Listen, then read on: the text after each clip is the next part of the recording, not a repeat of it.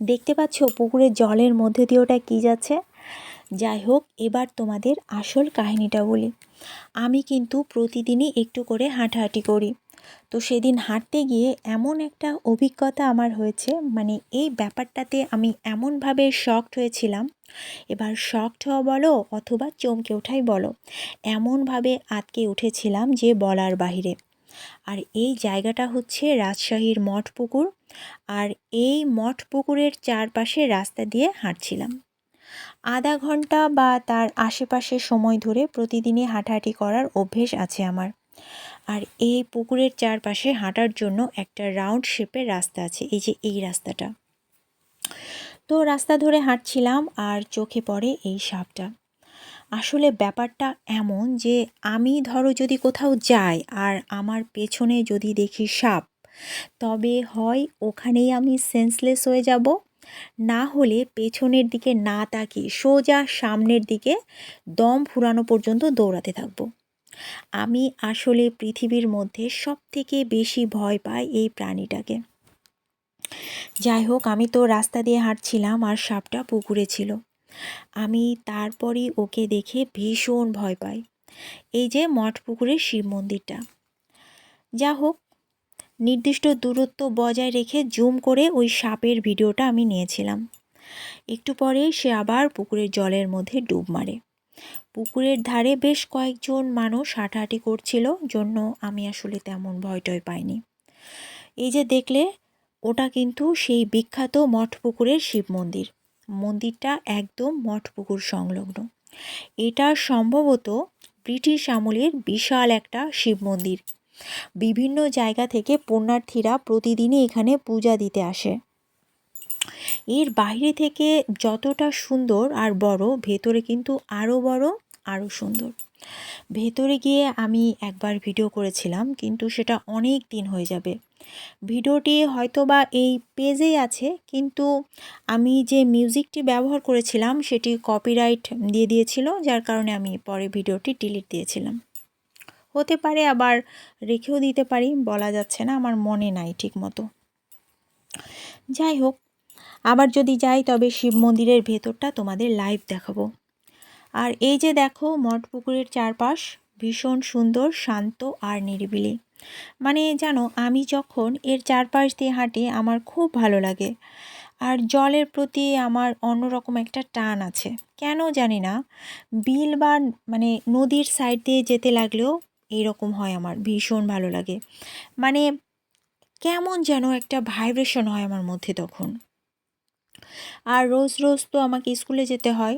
তো স্কুলে যাওয়ার পথটা আমার দুই সাইডে বিলের, মানে দুই সাইডে বিল আর মাঝখান দিয়ে রাস্তা, সেই পথ ধরে যেতে হয়। আর আমি সেটাও ভীষণ এনজয় করি। আর জলের আশেপাশের দিয়ে গেলেই মাথার মধ্যে নানা রকম ভিজুয়ালাইজেশন আসে। মানে জল আর মনের মধ্যে কিন্তু খুব ডিপ একটা কানেকশন আছে। আর এ কারণেই হয়তো বা প্রাচীনকালের মুনি ঋষিরা দিঘি বা নদীর ধারে গিয়ে ধ্যান বা মেডিটেশন করতেন, কারণ ওয়াটারের একটা এনার্জি কিন্তু দারুণভাবে একটা হিলিং ভাইব দেয় মানুষকে।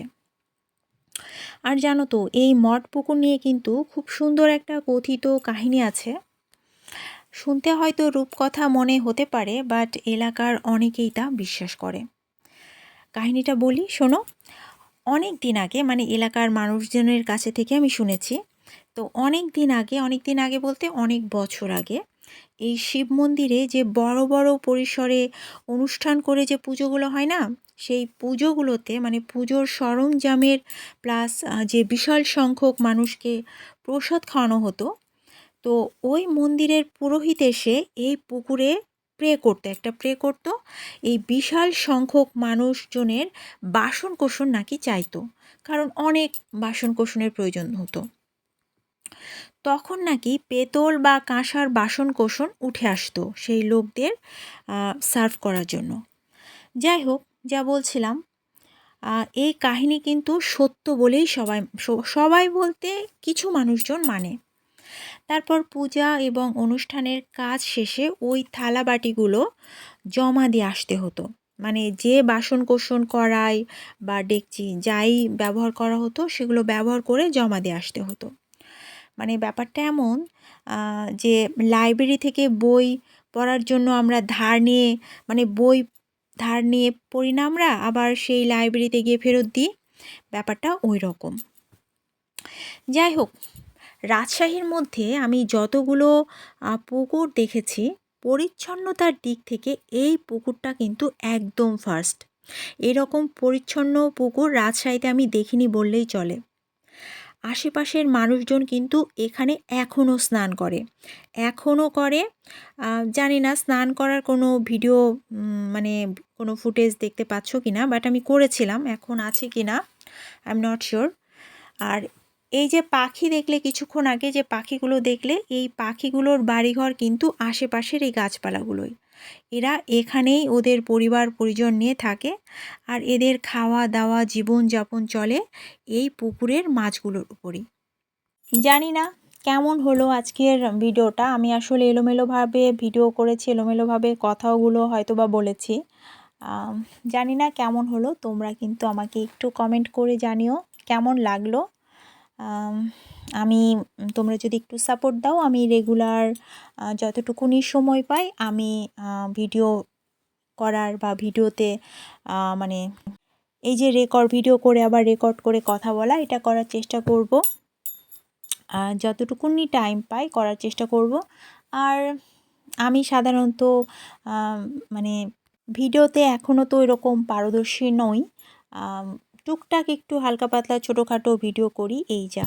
কেমন হলো জানিও।